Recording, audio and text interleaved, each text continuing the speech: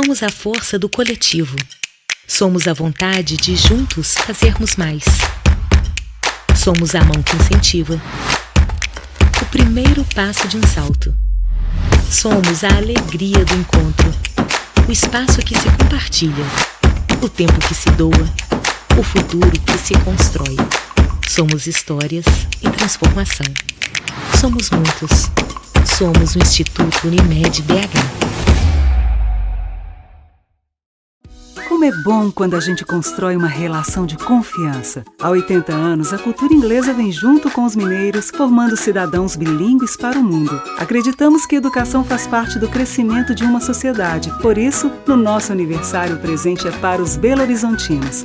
Venha fazer parte da família Cultura Inglesa e ganhe 50% de desconto nos cursos ao vivo pela internet. Cultura Inglesa, 80 anos de história e amor por BH. A Melita tem sempre um café fresquinho para você sentir mais a vida.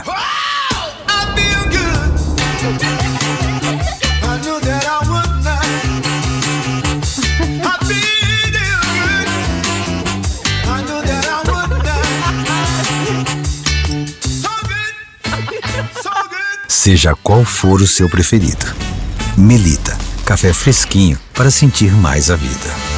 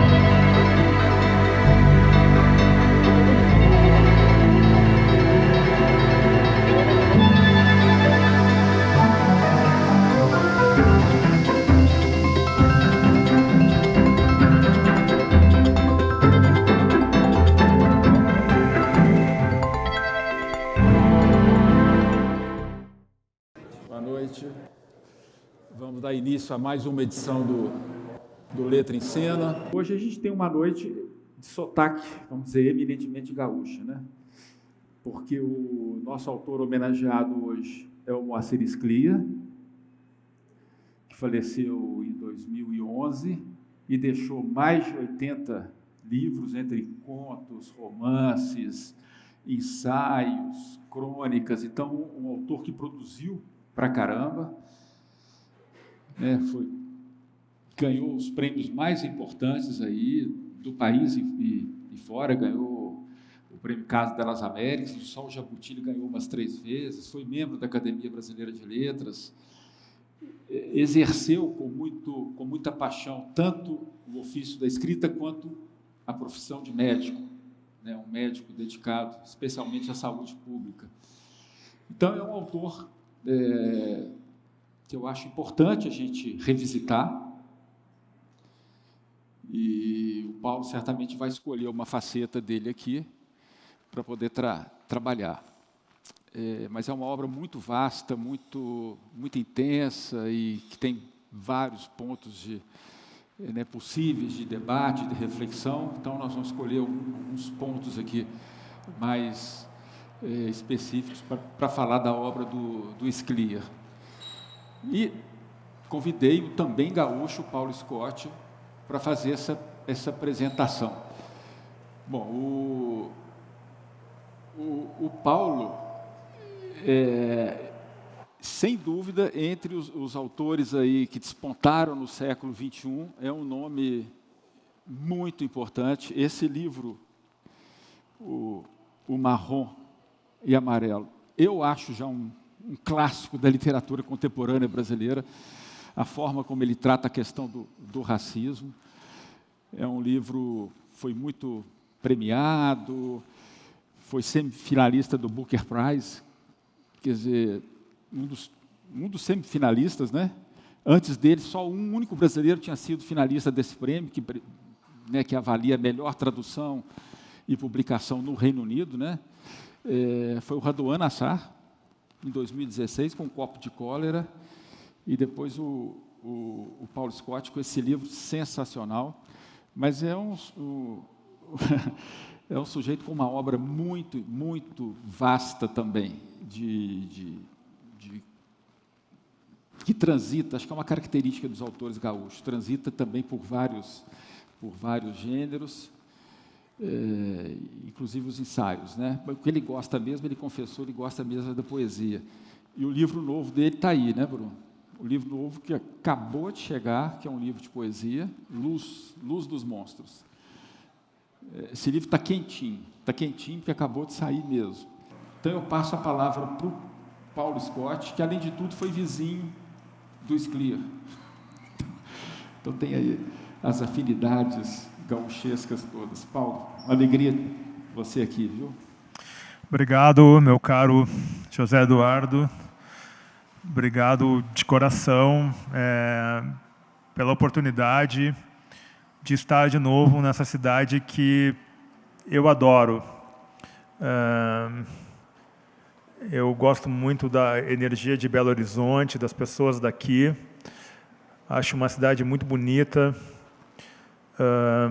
Tenho uma relação de admiração pela literatura mineira muito grande, não poderia ser diferente. Hoje, autoras e autores mineiros, como já é da tradição, né? Hoje temos aqui Carlos Herculano, né, que é um dos meus mestres, está aqui presente. E é uma literatura muito atenta, muito potente, né? E Jacques Fuchs, né, também está aqui.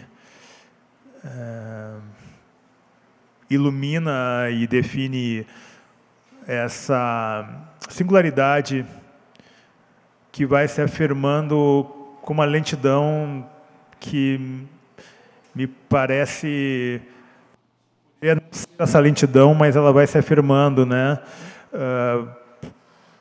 Pouco a pouco, dentro do cenário literário mundial, acho que a literatura brasileira está ganhando uma singularidade, sabe, e um espaço mais potente hoje do que nunca. Isso é muito bom. Eu sempre acho que a literatura brasileira ela é mais comportadinha, sabe? Ela é mais caretinha do que a literatura feita no resto da América Latina, mas isso é aquela coisa de gaúcho, né? Que não consegue não falar mal, né, do que é seu, né? Mas se os outros falam, acha. Então, eu sempre acho que a literatura brasileira ela sempre se revela, né, mais potente com o passar do tempo. Eu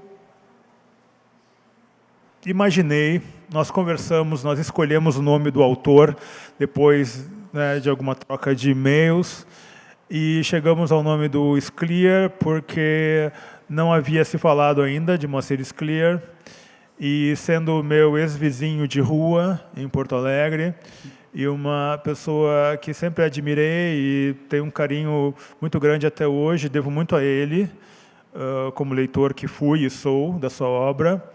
E me pareceu muito oportuno revisitá-lo, evidentemente a partir de um corte específico, porque é uma obra vastíssima, é um autor prolífico e extremamente versátil, e vem ao encontro de todas as minhas inquietações presentes, o que Moacir Scliar pronunciou e refletiu.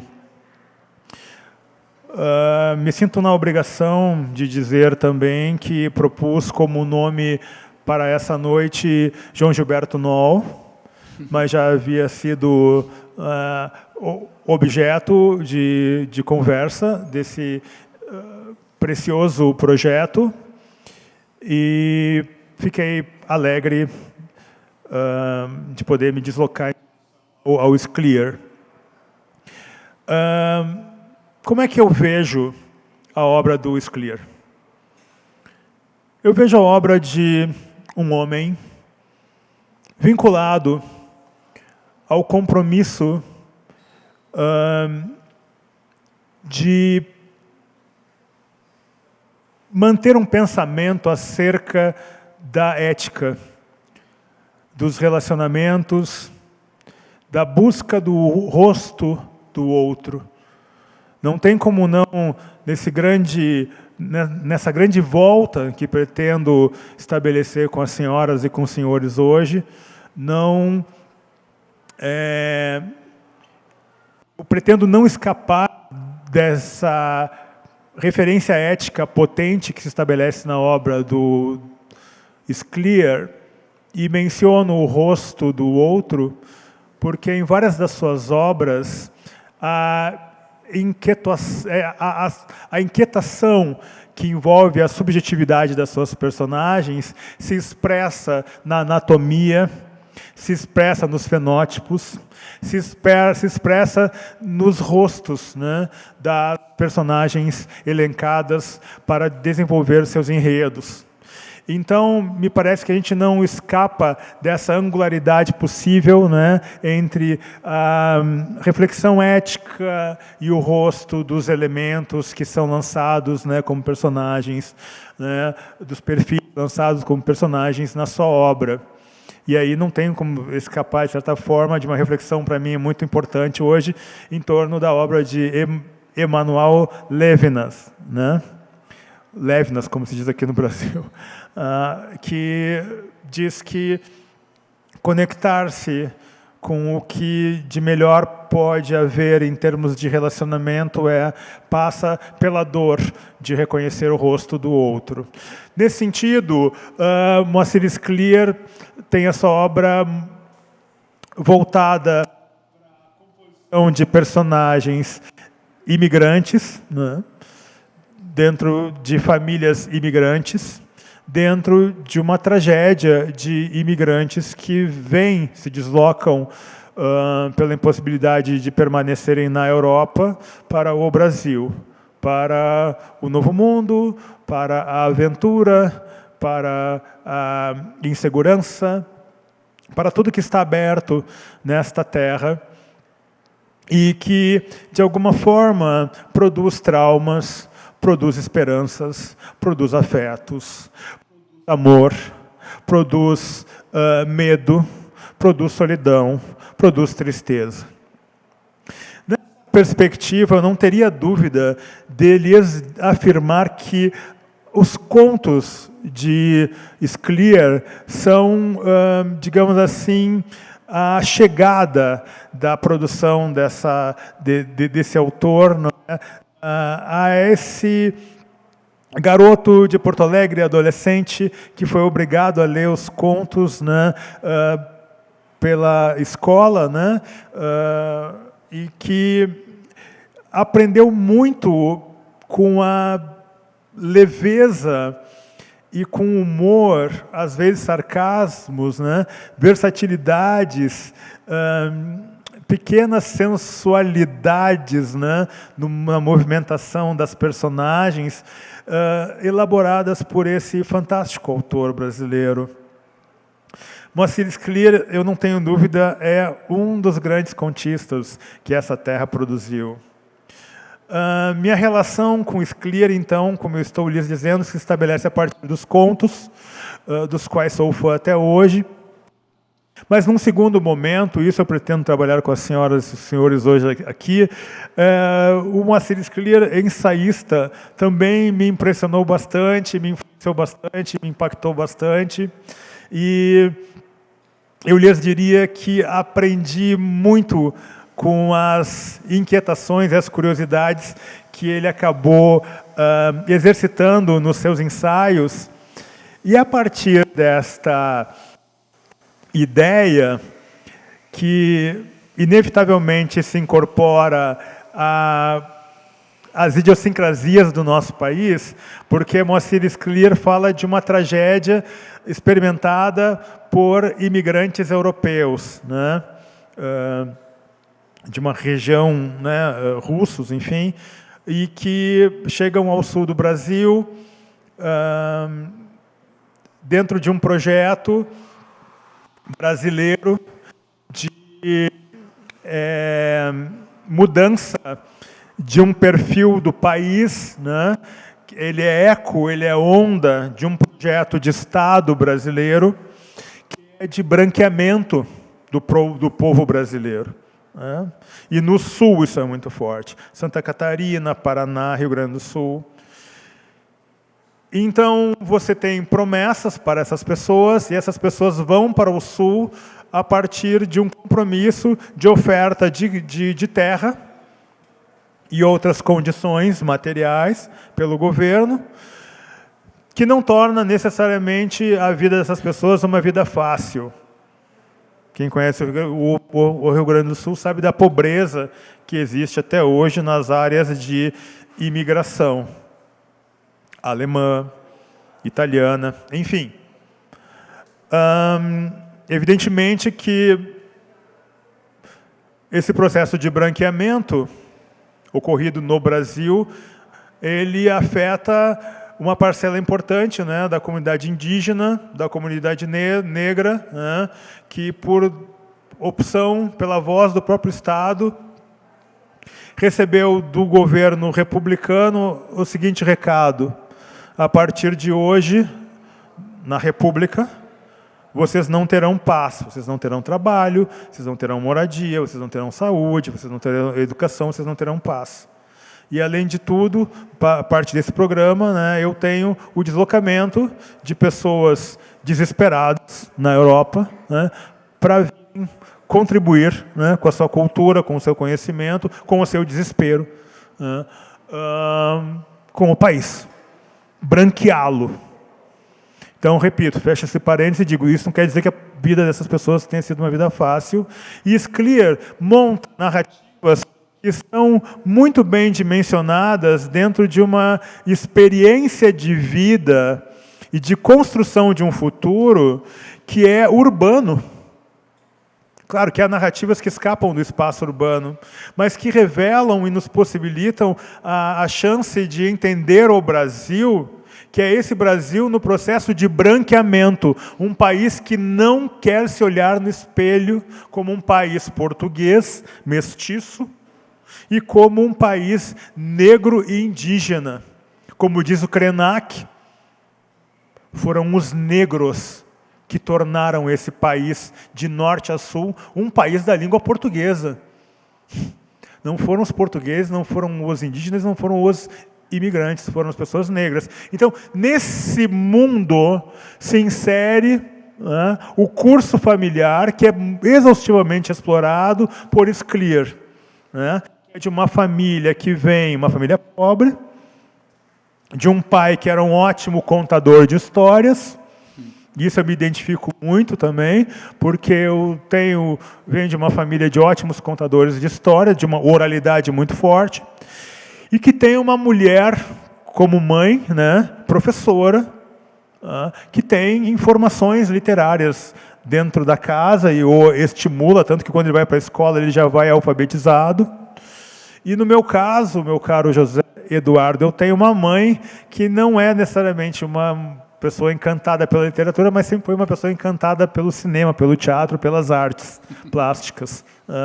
Então, há uma identificação muito forte. É um autor contemporâneo, leu muito bem e explicou para mim a cidade. A literatura explica muito as cidades. Não existiria o Rio de Janeiro sem a literatura que é escrita no Rio de Janeiro. Não existiria Minas Gerais sem a potente literatura mineira. Entende? Então, essa identidade, essa estética, em algum momento ela força uma ética. E nós temos um autor brasileiro realmente comprometido com a construção de uma ética, uma perseguição que ele nunca abandonou. Não abandonou, sobretudo, pela sua atividade profissional, a que se dedicou de uma maneira muito lúcida, muito sóbria. Ele era um médico popular. Ele era um médico social, um médico de contato público. Sempre atendeu a população, classe média, pobre. Um homem do diálogo. desde o seu tempo, né? Tanto que o primeiro livro que ele renegou, né, era Histórias Médicas, alguma coisa assim, porque já como estudante ele ficava escrevendo, porque ele percebeu como médico que tudo é linguagem. E as pontes, que são tão caras para um sujeito como eu, que vem do direito, que é linguagem também, ele percebeu que essa comunicação está na essência da sua profissão. Uma área profissional que, com o tempo, vai se tornando cada vez mais empresarial. Falo por experiência, e lembro de Porto Alegre, conhecidos e alguns amigos, que por todo o esforço que demanda entrar na medicina, você entra na medicina e investe sacrifício da família, enfim, porque nem todo mundo é rico, e aí ele diz, não, agora eu vou ganhar dinheiro. E aí tem a sua clínica, enfim, e a medicina se transforma nisso, que é um grande espaço de exercício empresarial. E é interessante que o Scliar, que jogava basquete 2 vezes por semana, pelo que eu lembro, na Associação Cristã de Moços, onde eu nadava meio-dia, ele jogava basquete. E uma vez eu joguei com ele. A gente se encontrava no vestiário, eu na minha, intimidado ali pela presença de um monstro, um grande autor, mas sempre um cara muito acessível, muito piadista. E isso é lindo, porque você vê que grandes autoras e autoras são pessoas tremendamente acessíveis. Nós estávamos falando de Sérgio Santana, João Gilberto Noll, Milton Ratum, Maria Valéria Rezende, Elvira Vinha, são pessoas que não botam uma pose, eu sou a grande referência literária, isso é incrível, que é exercitada por jovens autoras e autores, e você fica pensando, poxa, quanta maturidade nessa postura. E então, com o Scliar era encantador isso, ele em momento algum se botava aquele espaço, sabe, de uma sumidade, de uma pessoa iluminada. Nas suas entrevistas você via claramente o quanto ele, como autor, ele ficava o tempo todo atento à linguagem do seu tempo e às questões imediatas. Talvez por isso ele tenha tido tanto sucesso como cronista. Então, esse é o espectro que eu pretendo, a partir desse espectro, eu pretendo, então, fazer um pequeno corte desse homem que foi um cronista muito produtivo, um contista, no meu ponto de vista, excepcional, um romancista muito bom e um ensaísta também excepcional, do meu ponto de vista. A primeira vez que eu falei com o Marcelo Scliar, já convivendo com ele assim, em espaços, nós morávamos na mesma rua e ele caminhava no sábado.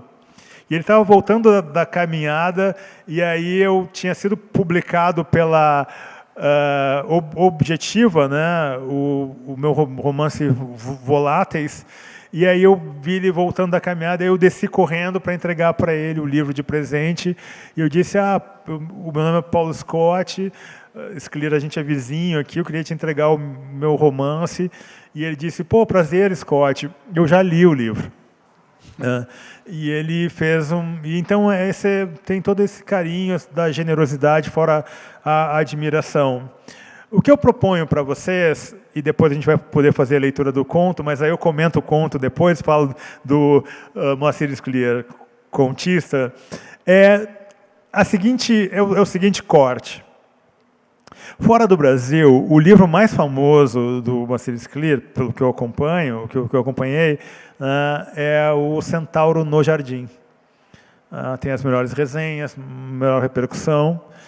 E esse livro, ele fala justamente, a metáfora que está exercitada ali, é alguém que vem de uma família imigrante judaica, numa cidade, num bairro predominantemente negro, que o Bonfim era um bairro predominantemente negro, depois que ele vai se tornando um bairro judeu, pegando que é a marca que tem até hoje, e convivendo com esses brasileiros, entre aspas, ele tinha essa coisa, em casa era uma dimensão, uma linguagem, uma ética, o núcleo da ética é sempre a família. E fora, a escola, a rua, outra linguagem. Então, esse trânsito, né, que faz dessa subjetividade uma subjetividade híbrida, ele exercita nesse fabuloso livro chamado Um Centauro no Jardim. O protagonista nasce no mesmo ano que ele.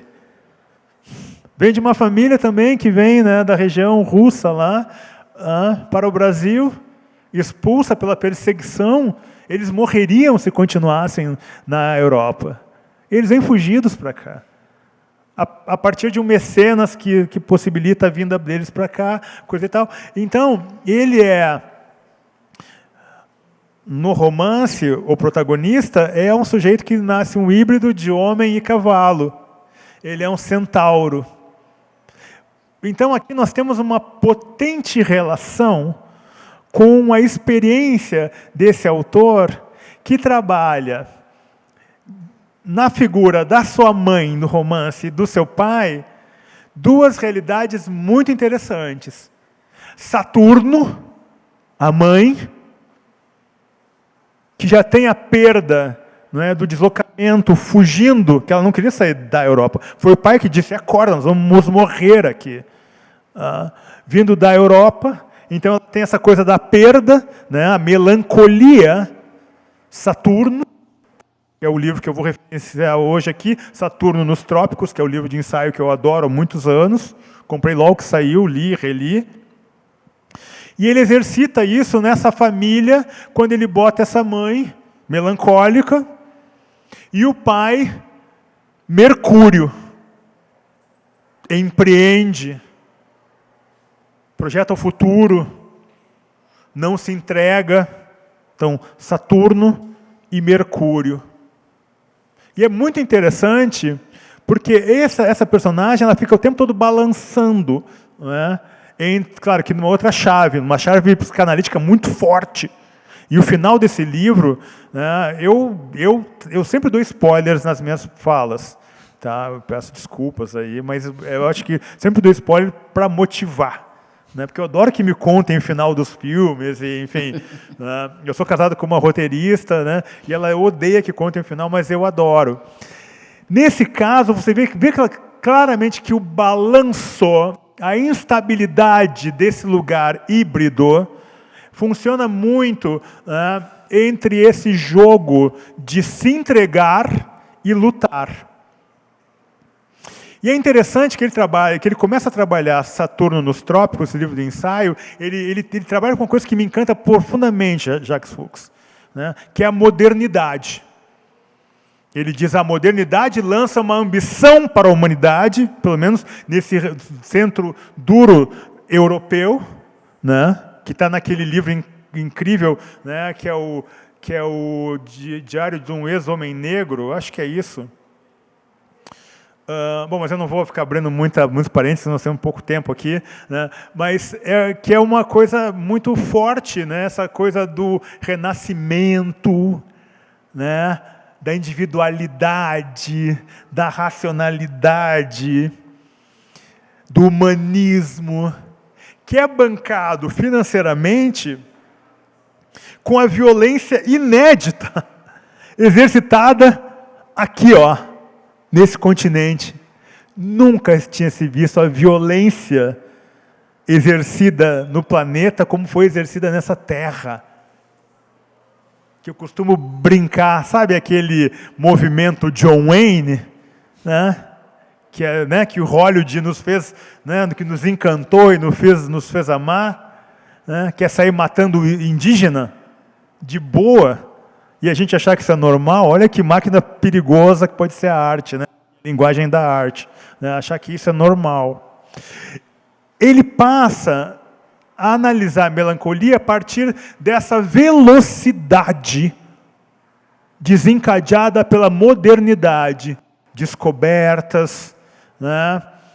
E ele toma como ponto de partida a peste, né? O confronto com a morte, né? E de você se colocar, né, de joelhos diante da morte. Isso que vai ser tão bem trabalhado pelo Camus no romance A Peste, quando ele usa os ratos e a peste bubônica, né, para fazer uma espécie de alegoria ao nazismo.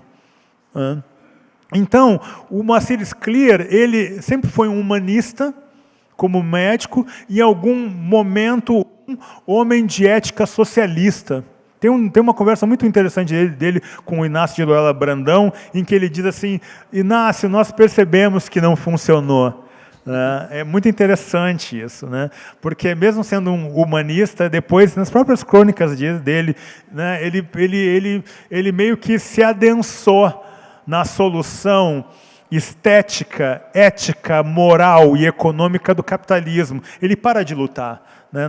Crônicas, embora ele tenha mantido uma ética socialista, ele para de lutar com essa questão.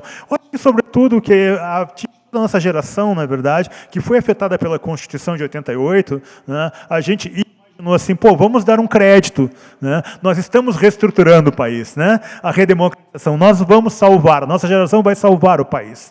Eu acho que ele se pouco aí nisso, um pouco mais do que o Inácio de Loyola Brandão, nesse diálogo dele está muito bem caracterizado isso.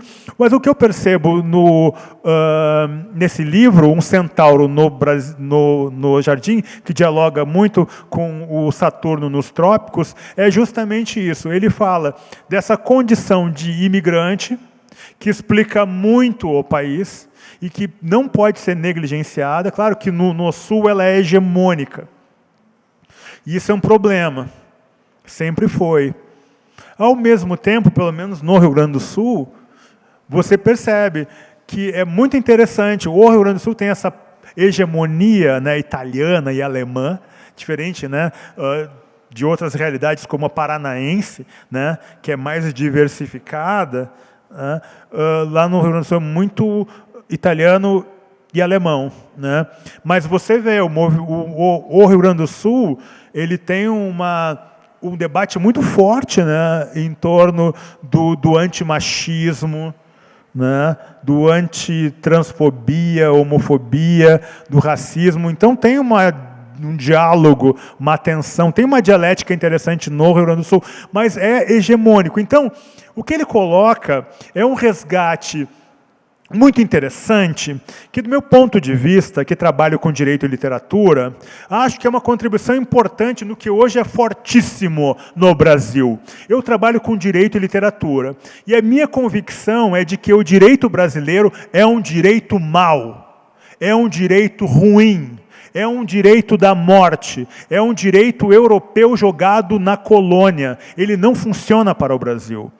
E a linguagem do direito chega a ser quase uma linguagem infantil, uma linguagem bitolada. Se você comparar a linguagem do direito com a linguagem da psicanálise, da sociologia, né, é uma piada a linguagem do direito. É uma linguagem de criança, né, que fica lidando, né, com os seus falsos enigmas. Nunca a gente pode esquecer, né? O enigma é forte enquanto você não o decifra.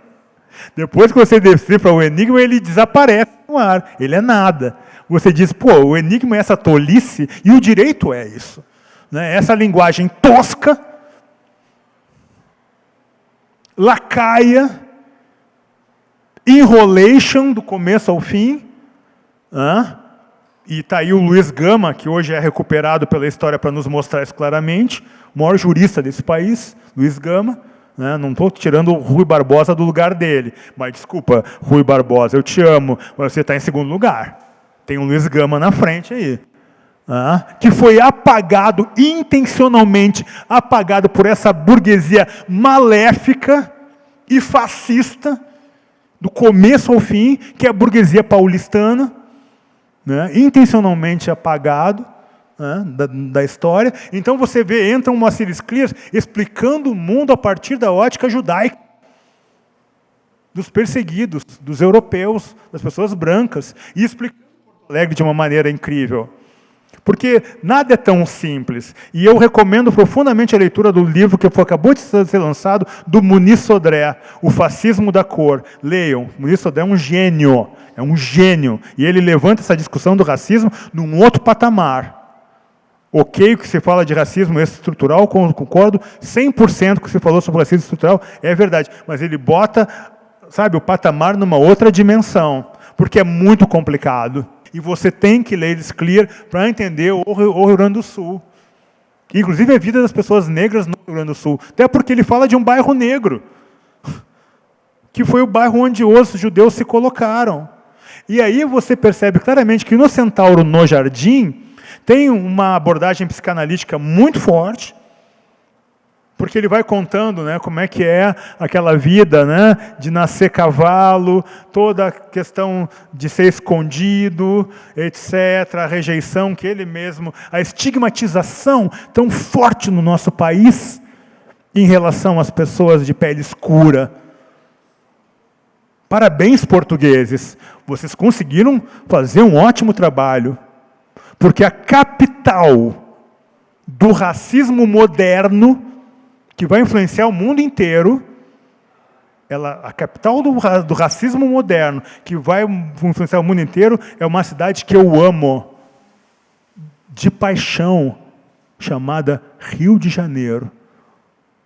É onde se desenvolveu toda a tecnologia que os ingleses copiariam depois, e que os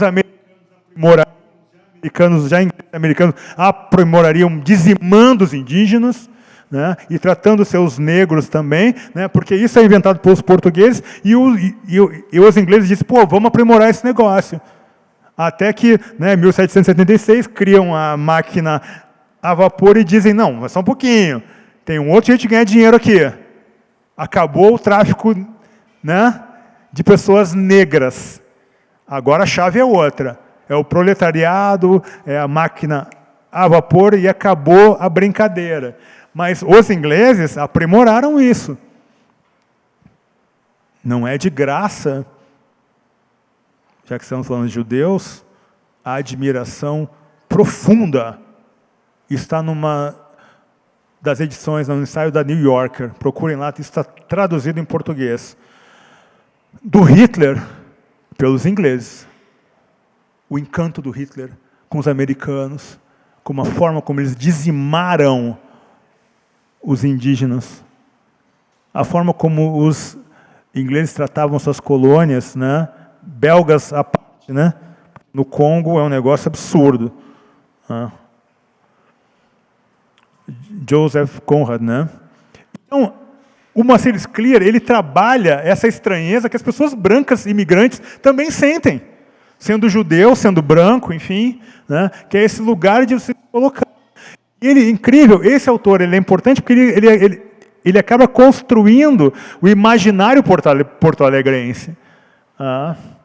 E eu recomendo profundamente a leitura da sua obra e de O Centauro no Jardim, porque ele trabalha essa relação entre Júpiter e Saturno, porque isso está muito forte na condição negra também. Na condição indígena também, claro, os donos da terra, mas enfim, você imagina, todo modo como você via a sua terra, ela muda, né? Com maneira, uma vez eu falei isso em Portugal, eles não gostaram nem um pouquinho, porque eles adoram pensar que eles salvaram esse continente, né? Eu disse assim, tem coisa mais distópica do que você acordar com a sua família para fazer as atividades do dia, com a sua turma. Fazer as atividades, aí você vai até a beira da praia e olha para o horizonte e vê as caravelas chegando. Sério, mano, tem coisa mais distópica do que isso? Não consigo imaginar. Consigo mesmo. Então, essa violência que eu venho trabalhando com essa categoria do invasor eterno, que até hoje contamina a nossa elite brasileira, que é esse menos de 1%, não é essa classe média alta que tem SUV, mora em cobertura e acha que é rica. Não. Desculpa, você não entendeu nada. Elite é menos de 1%, que escraviza geral. Escraviza médico, escraviza banqueiro, escraviza juiz, escraviza, né, todo mundo, essa galera que se acha rica. A elite do Brasil nem mora no Brasil, mora na Suécia, não sei onde é que mora. Então, é muito interessante ver como as idiosincrasias do Brasil, essas que se assumem hoje de maneira incrível, porque não adianta reclamar. O Brasil real está sendo explicado, um dia será explicado pelas pessoas indígenas. Esse momento não chegou. A gente vai chegar lá. As universidades brasileiras serão indígenas, mas está um pouquinho distante. O Brasil, goste ou não, está sendo explicado pela primeira vez, de uma maneira madura, pelas mulheres negras, pelas acadêmicas negras. E as pessoas brancas que eu amo, seja da USP, da UFMG, pessoas que eu amo mesmo, né? Acadêmicas, pessoas brancas que eu amo, me ensinaram muito, elas admitem. Nós não havíamos entendido o Brasil como agora nós podemos entender com a presença de pessoas negras aqui no espaço acadêmico, universitário. A gente estava no meio do caminho muito, muito longe. Então, mesmo nessa situação, você vê que é importante recorrer à obra magistral de Moacir Scliar, porque ele explica os brancos judeus, mas ele explica também o resto do Brasil. Claro, há ajuste de linguagem, uso de passado, mas caramba, né? Veio a Andréa Del Fuego aqui, né? Ela, não sei se ela abriu isso, mas ela fez mudanças no Malaquias, né? Porque tudo está sendo revisto. Porque tem toda uma questão de linguagem, palavras que não se usam, mas na literatura pode tudo. Essa coisa do bom mocismo na literatura não me agrada muito, né? Mas essa questão é linguagem é tudo, a linguagem muda, e a linguagem nos estrutura. E o Moacir Scliar exerce nos seus livros, nos seus contos, tudo o que ele percebe que se realiza no afeto, né? E isso é bem filosófico mesmo, é ética no seu rigor mais spinoziano mesmo, né? Na conversa, no diálogo, no enxergar o rosto do outro, porque ele viu que na faculdade, alguns de seus colegas não tinham essa preocupação, né? Com a humanidade, com a linguagem. E no Brasil, nós precisamos admitir, os referenciais éticos no Brasil não estão na política, não estão no direito. Bom, não estão no direito há muito tempo, né? O mundo inteiro hoje, com essa horizontalidade das redes sociais, né? Nesse conflito exasperado, nessa violência potencializada, o direito foi deixado de lado. Basta ver como o Zuckerberg se comporta, como o Elon Musk se comporta, como o dono da Microsoft, o Gates, se comporta. Esses caras não estão nem aí para o direito. O Elon Musk disse, eu vou comprar quem eu quiser. E eu não estou nem aí, eu faço o que eu quiser. Ferre-se o direito. E o direito, ele não só mostra o seu atraso na linguagem, o Scliar lida muito com o direito. Então eu lhes digo, os referenciais de moral, não de moralidade capenga, primeiro eu e minha família, isso é papo de, liberdade. Eu quero a liberdade para quê? Para ter minha arma, meu carrão e sair atropelando geral? Isso não é liberdade, amigo. Isso não é ética. Isso é moralidade, é a pior moralidade. Isso é moralidade fascista, contra quem o Scliar sempre lutou, né, querendo ocupar o lugar da ética. Ética é outra coisa. Ética é felicidade, é contato, né, é construir a felicidade, um futuro, né, pela dor do diálogo. É difícil dialogar, é difícil olhar o rosto do outro. Isso dói.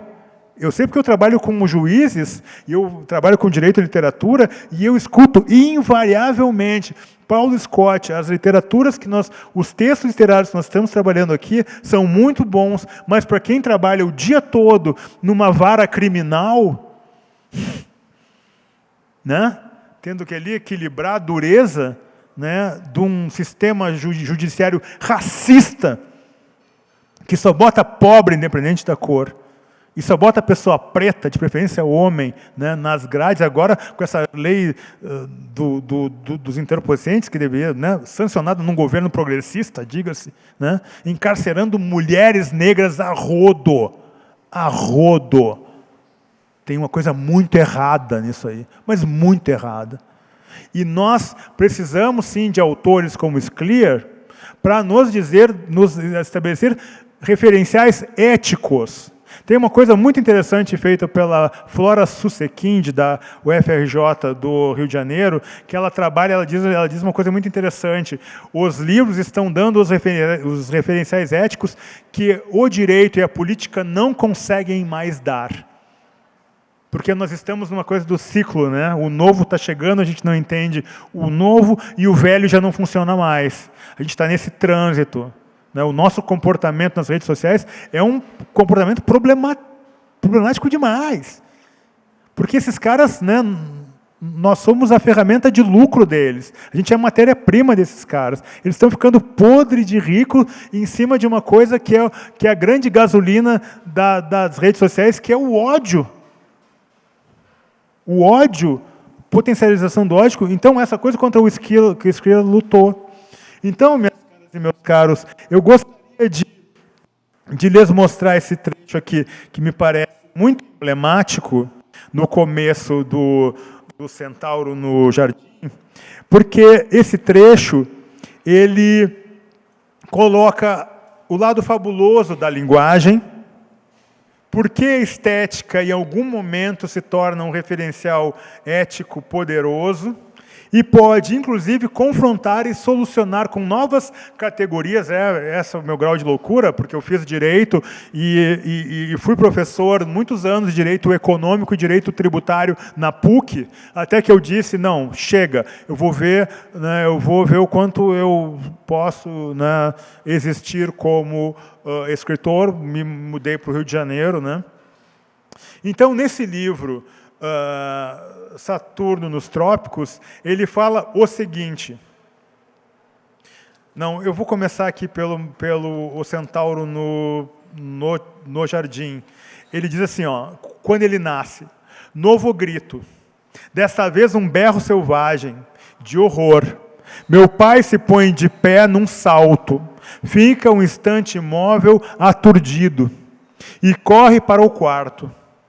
A parteira vem-lhe ao encontro, o rosto salpicado de sangue, os olhos arregalados. Ah, seu leão, não sei o que aconteceu, nunca vi uma coisa dessas, a culpa não é minha, lhe garanto, fiz tudo direitinho. Meu pai olha ao redor sem compreender. As filhas estão encolhidas num canto, apavoradas, soluçando. Minha mãe jaz, né, já está a melancolia aí. Né, já foi a perda do deslocamento para o Brasil. E agora, diante dessa situação, minha mãe jaz sobre a cama, estuporada. Mas o que está acontecendo aqui, grita meu pai. E então que me vê, e é então que me vê. Estou deitado sobre a mesa, um bebê robusto, corado, choramingando, agitando as mãozinhas. Uma criança normal da cintura para cima, da cintura para baixo, pelo de cavalo. Pata de cavalo, a cauda ainda ensopada de líquido amniótico, de cavalo, da cintura para baixo, sou um cavalo. Sou. Meu pai nem sabe da existência dessa entidade ainda. Um centauro. O pai dele se chamava Leão Tartakovsky. Então você vê que esse livro, e depois a mãe dele passa nesse estado de melancolia, que, como vai explicar muito bem o Jaime Ginsburg nesse livro Crítica em Tempos de Violência, que é professor da UFSC de literatura, é gaúcho também, de Santa Maria, mas também é defensor público, né? Um homem que tem que lidar com essa máquina de eliminar esperanças e subjetividades, que é o direito criminal brasileiro. E também o Márcio Seligman Silva, nesse livro Vida Testemunhal e Decolonial do Saber Histórico. Ele trabalha muito nesse Saturno nos Trópicos, o Scliar, com a coisa da perda. Também outras chaves. E usa a melancolia, isso para mim é importante. Ele diz que a melancolia, o estado melancólico, e até ele fala do estado melancólico das pessoas intelectuais, também fala das pessoas negras, né, das pessoas mestiças, né, desse não lugar da mestiçagem, que eu estou trabalhando no meu direito antifascismo brasileiro, e que vai, digamos assim, nessa explicação do Jaime Ginsburg, nesse livro poderosíssimo, Literatura, Violência e Melancolia, deslocar-se da perda para o medo e a tristeza. Então, o Scliar faz uma análise muito interessante e vai chegar na saudade portuguesa, que vem para cá, Porque não se esqueçam, brasileiro tem muitas implicações, mas brasileiro, na minha leitura que eu adoto, é sobretudo o português que vem para essas terras para ganhar dinheiro. E o Brasil é, goste ou não, uma terra de saque, de espoliação. E é assim até hoje. A elite brasileira, que é esse 1%, vê esse país como um lugar de destruição, para um lugar para ser destruído, para ser saqueado. E é uma coisa inevitável que essa postura suicida tem suas consequências, que são postergadas, porque o Brasil é um país rico. Você não mantém uma estabilidade monetária como a do Plano Real num país pobre. O país, para manter a estabilidade monetária do Brasil, tem que ser podre de rico. Podre de rico. Só que aqui o termo brasilinação do mundo é um termo usado por economistas já desde a década de 70 para falar de desigualdades. Um país rico em que a desigualdade entre ricos e pobres é muito grande. Isso é o resumo do Brasil. Um país rico de uma desigualdade tremenda. Então, digamos assim, essa solução ela é abordada sob o ponto de vista da imigração e dessa maníaco-depressão que entra dentro do guarda-chuva da melancolia. E o Scliar, que trabalha a melancolia em vários de seus livros, ele trabalha de maneira muito encantadora no Centauro no Jardim. E o que a gente vai descobrir no último capítulo do Centauro no Jardim é que a história, eu não vou dar muito spoiler, tá, gente? Mas que a história que estava sendo narrada pelo protagonista não era bem aquilo. Ele não era um centauro, exatamente. Bom, fica uma dúvida no ar, né? Mas ele se via como uma pessoa híbrida. E ela é recontada sob a ótica de outra voz narradora, né, e vai explicando, que é uma coisa meio didática, meio estranha, mas funciona. Isso que é o mais lindo, né? Os grandes livros da literatura, eles não são perfeitos, eles são cheios de defeitos. O que eu sempre digo, se você pegar uma Verônica Stiger, só falar de gaúchos, né? Se você pegar uma Verônica Stiger, uma Carol Ben-Simon, e comparar em termos de domínio de estética, de domínio técnico, do lado de um Érico Veríssimo, elas dão um laço no Érico Veríssimo. Um laço no Érico Veríssimo. Porém, o Érico é o Érico, até hoje. Ninguém substituiu o Érico. Então, as grandes obras têm essas questões interessantes, né? Ele usa essa estratégia e funciona. E é incrível. E aí você vê que não houve a operação no Marrocos, é uma outra coisa. E é muito interessante porque o Ian Martel, né? Ele usa isso na própria vida de Pi.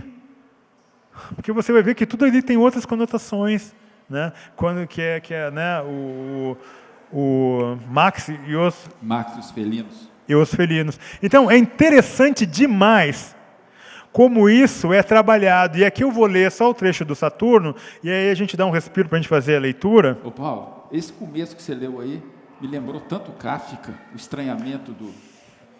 Querido, muito obrigado que eu esqueci de falar. Ele é apaixonado pelo Kafka, o Scliar. Mas assim, tara. E aí você vê o quanto o Kafka está na obra do Scliar. Depois ele vai se distanciando um pouco do Kafka. Né? Mas esse começo, né? Não é esse começo, mas o core, né? O núcleo do Moacir Scliar está muito conectado ao Kafka.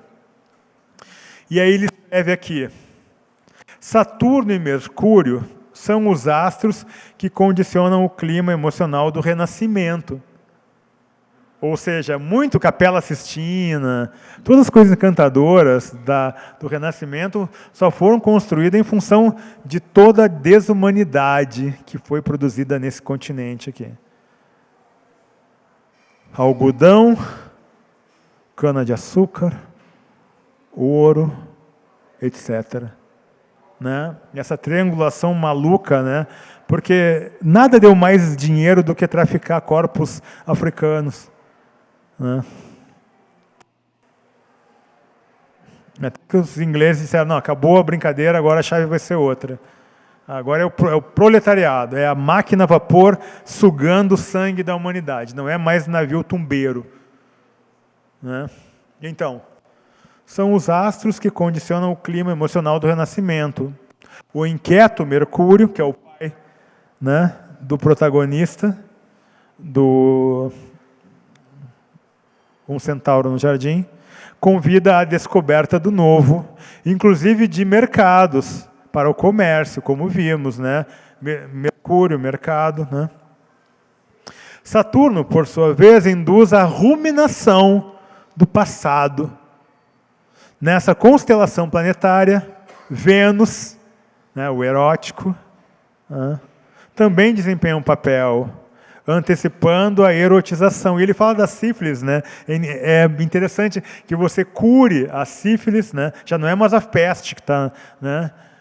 É a sífilis, a doença da modernidade. Antecipando a erotização. Então, Vênus também desempenha um papel, antecipando a erotização. Uma das características da atual cultura ocidental. E aí, vocês notem que ele vai estabelecendo duas questões muito importantes a partir do... Porque a melancolia hoje, né, é isso das pessoas podem dormir dias, né, ficam sem comer, né.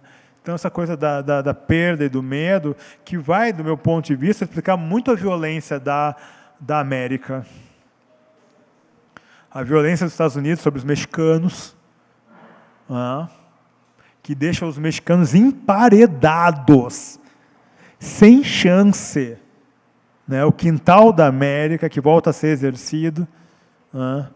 Porque é muito interessante isso, né?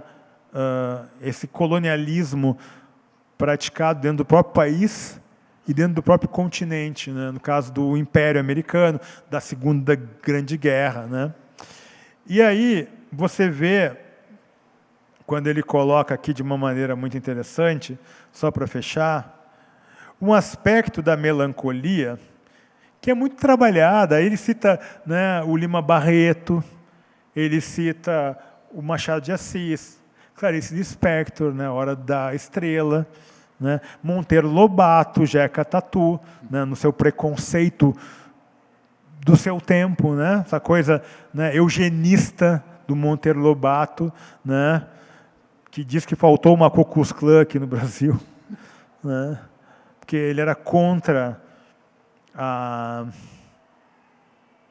miscigenação, como o Ricardo Prado, né, Paulo Prado, Paulo Prado, né, também era contra, né, diferente do Casagrande e Senzala, né, o Gilberto Freire, né, que vai encontrar essa solução racista e elitista, né, para dizer, não, a gente está de boa ser miscigenado.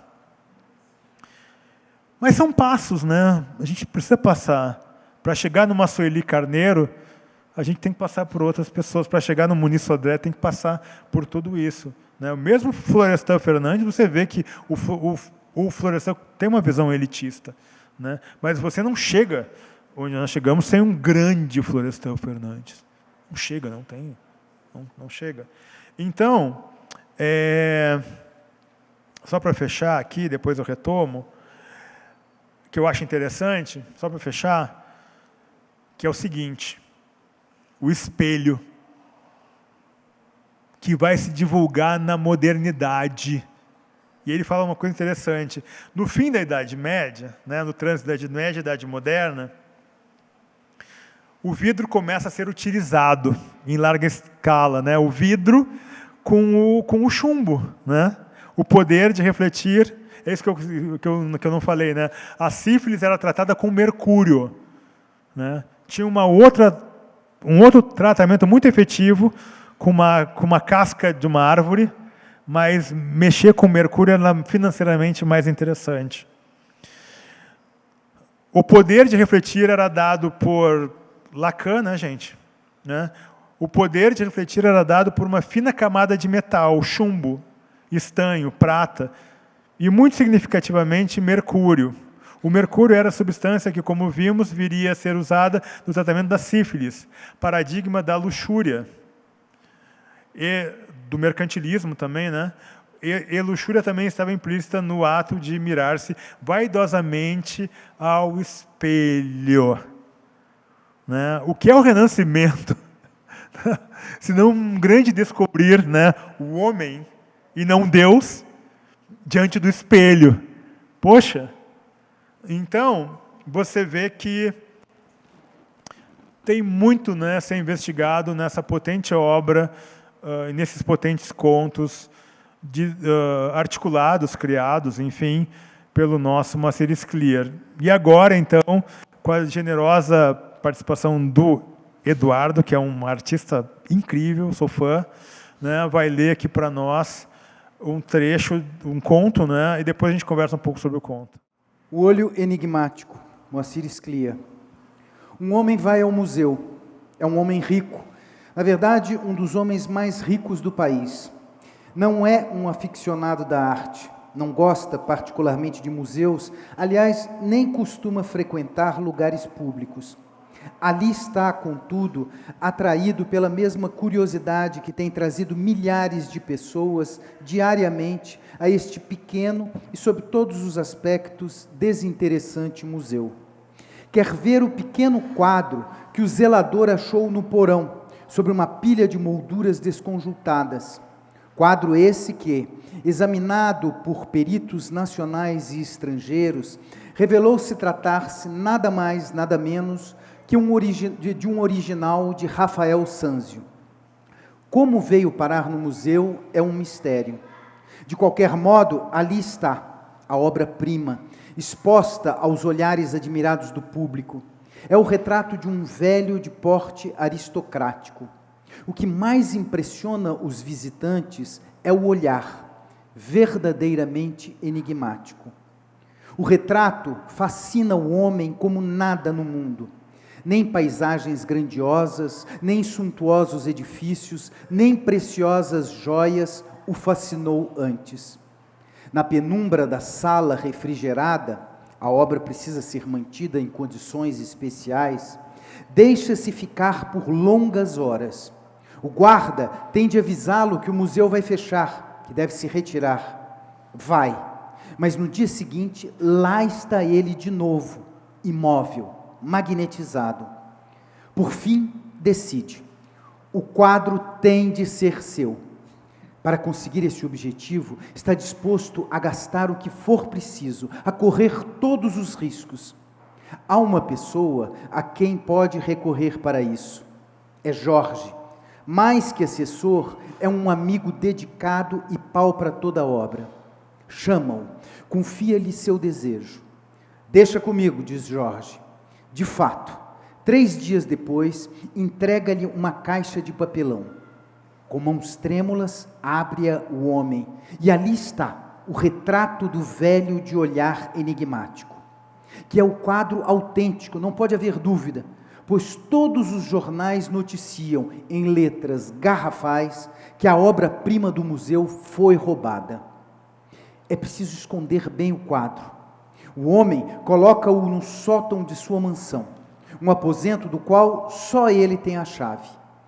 Ali fica, horas, a olhá-lo, à luz dos refletores que ele mesmo instalou.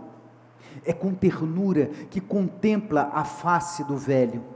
Chega mesmo a acariciar a superfície rugosa da tela com os dedos úmidos de suor. Não basta olhar, é preciso tocar para ter a real sensação de propriedade.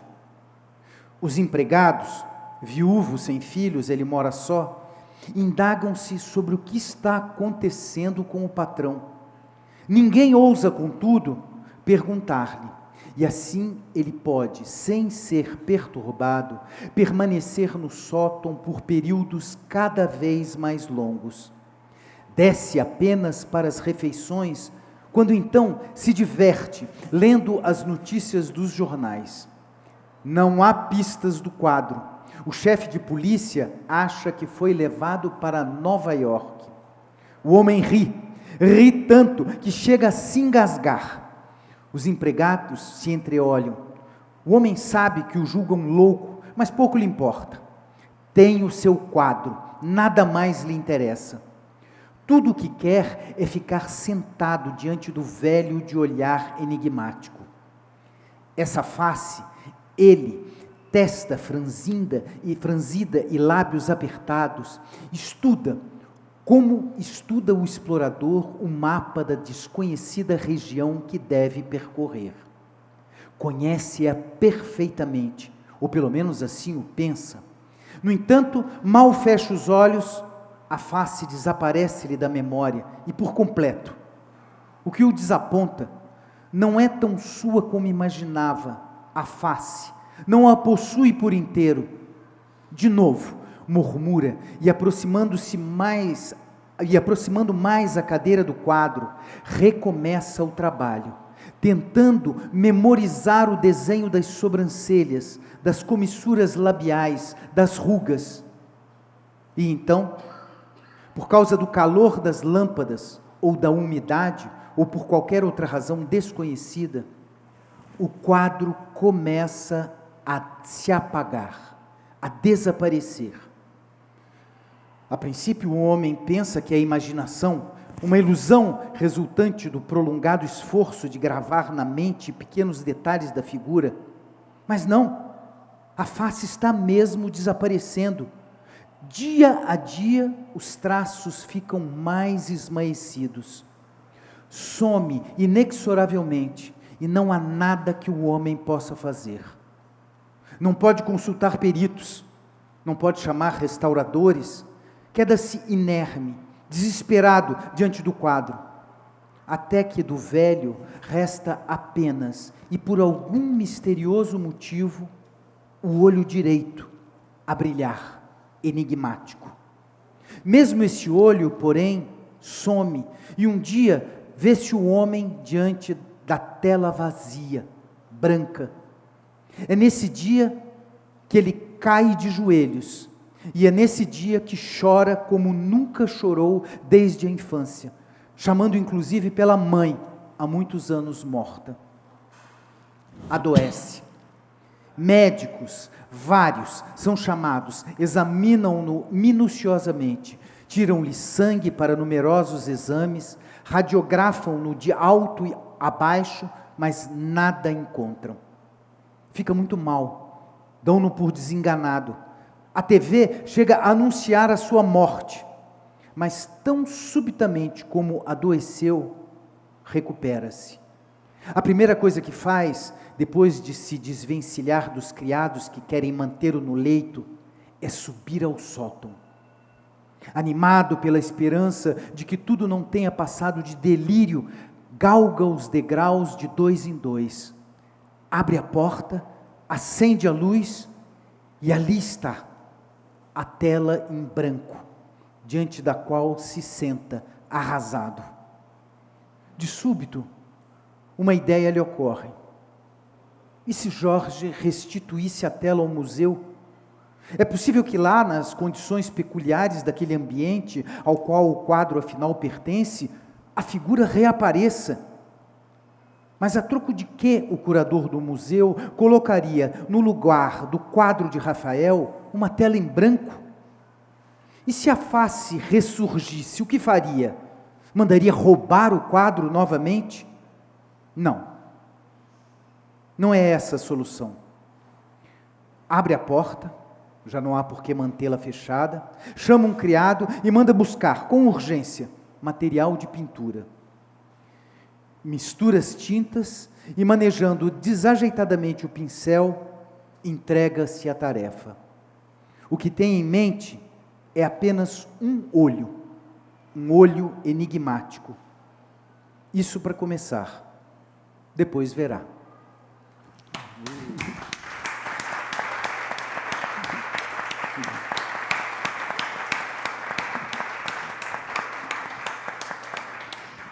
Obrigado, Eduardo. Bela leitura. E que conta, hein? Que domínio, né, da narrativa toda, da tensão, do equilíbrio.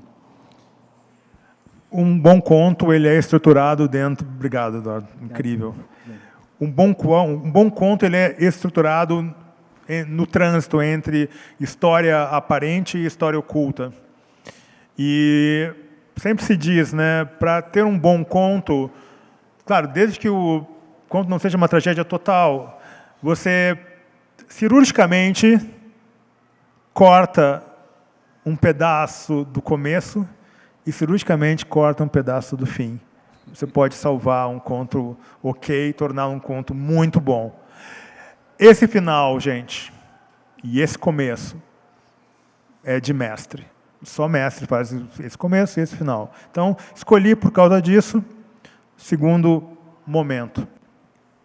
E eu vou ler esse livrinho poderoso, porque ele tem esse livro grandão, o verde que eu mostrei, mas o que eu gosto é esse aqui, o fininho dele, do Jaime Ginsburg. Eu vou ler depois, eu contextualizo. A melancolia consiste em um resultado de uma perda. E nesse aspecto aproxima-se do luto. Uma perda afetiva, que pode ser a morte de uma pessoa amada, namorada, namorado, esposo, esposa, filho, filho, pai ou mãe, envolvendo um afeto central para a vida do sujeito.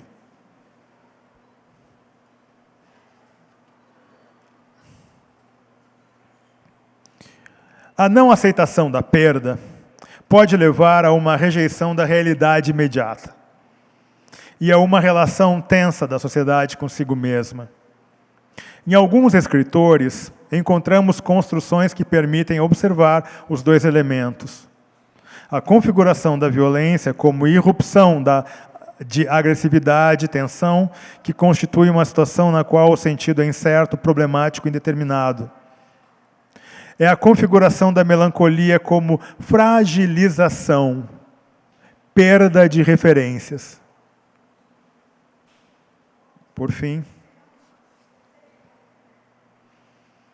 o melancólico estaria, portanto, em uma espécie de ponto de mediação temporal, a partir do qual vê com sofrimento o passado, em razão das perdas, e se inquieta com o futuro, pelo medo de um possível dano.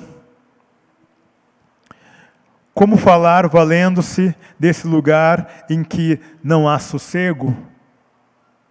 Esses 3 trechos desse livrinho importante, eu destaquei para justificar, digamos assim, o que fecha a minha conversa com as senhoras e os senhores hoje, em torno da melancolia, em que nós tivemos a oportunidade de conhecer o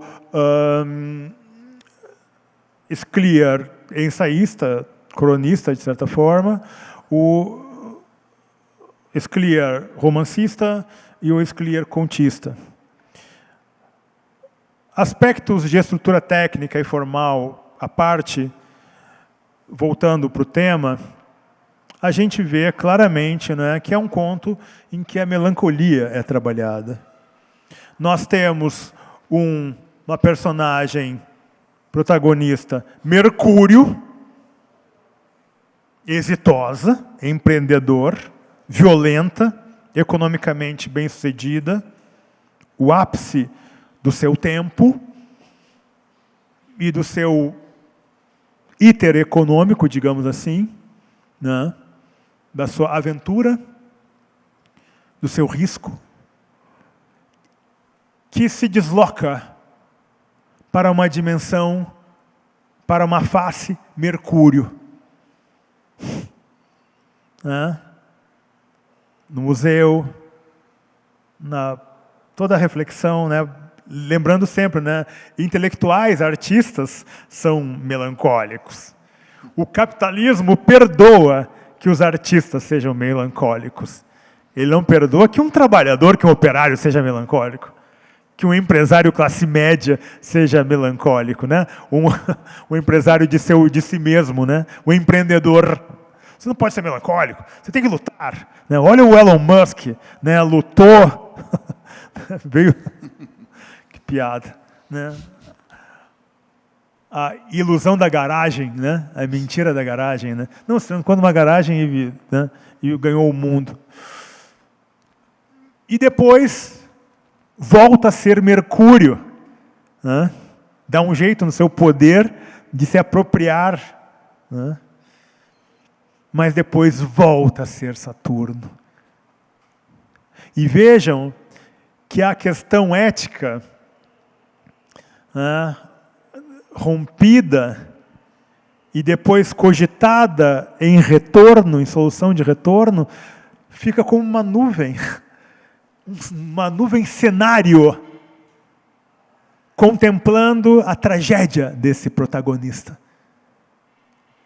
Que na perspectiva de uma literatura de testemunho, é vítima, mas também é algoz.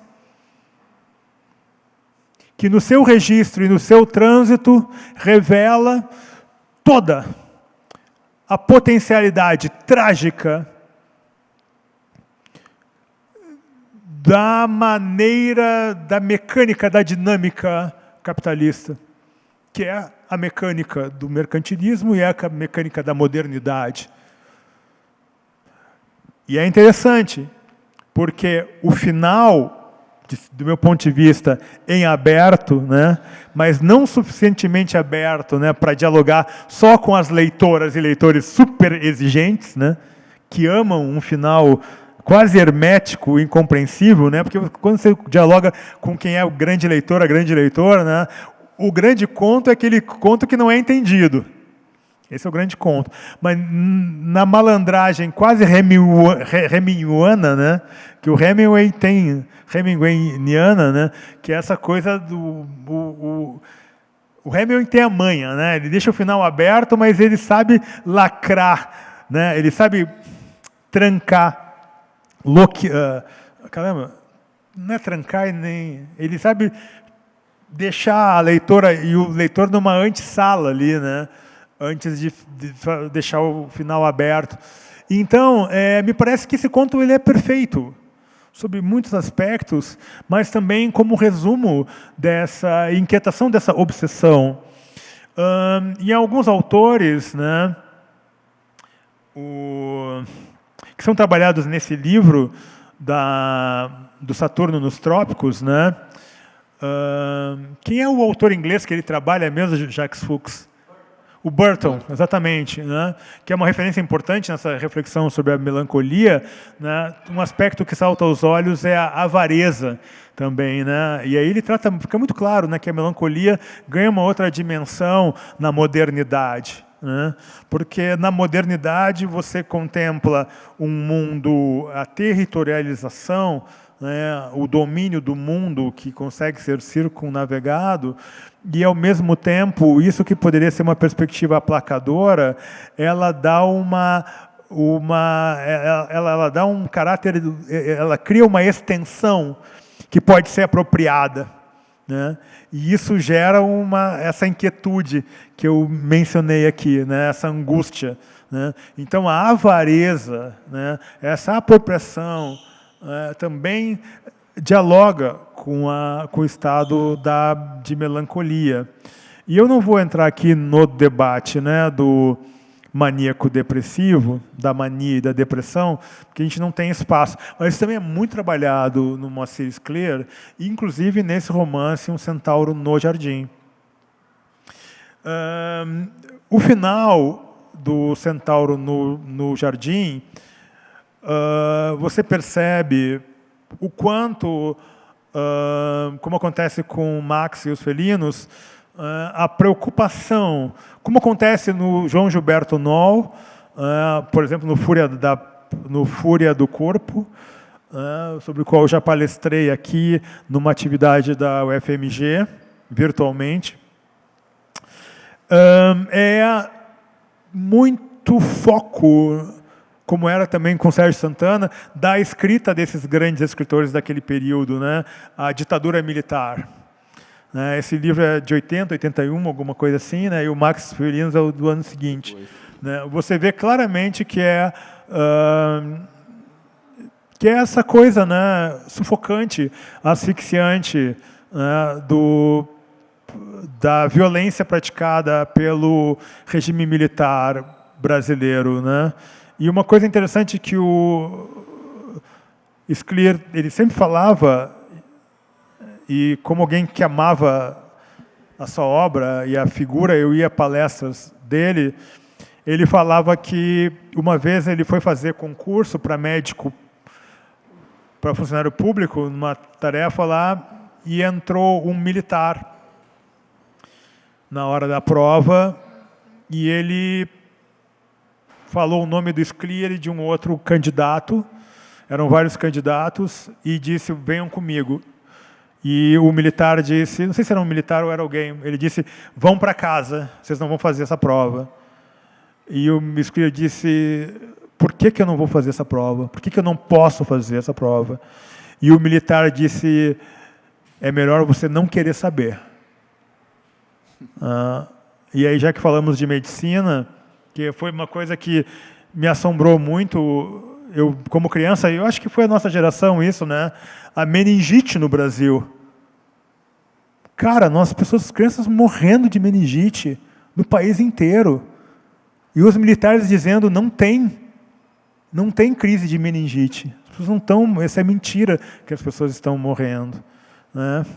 Então, isso é muito forte quando se fala em ditadura, porque quando se tem uma ditadura, não se tem, claro, muitas questões, mas não se tem transparência. E não se tem o direito a perguntar. E isso, em vários momentos, principalmente nesse último capítulo, né, está muito bem trabalhado nesse romance Um Centauro no Jardim. Então, além da chave psicanalítica e da chave filosófica, tem também um viés político muito forte no Centauro no Jardim.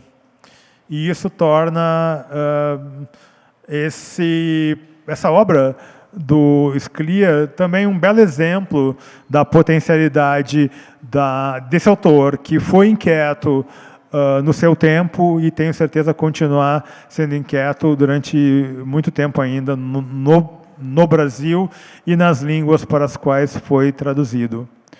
Muito obrigado.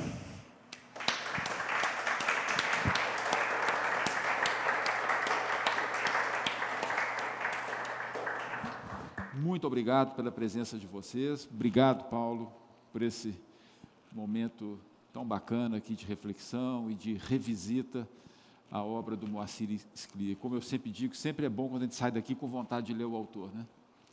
Com vontade de pegar o livro ali, ler ou reler o Centauro no Jardim, alguns desses contos, ler a obra do nosso convidado. Então, é para isso que a gente faz esse encontro aqui, né? Para reforçar esse nosso gosto, né, esse nosso prazer pela leitura, pela literatura, pelas palavras. Então, muito obrigado. Fiquem atentos aí. Micheline Veruschi, dia 30 de maio, falando de Maria Valéria Rezende. Promete ser um ótimo encontro. Até a próxima. Então, obrigadíssimo, gente.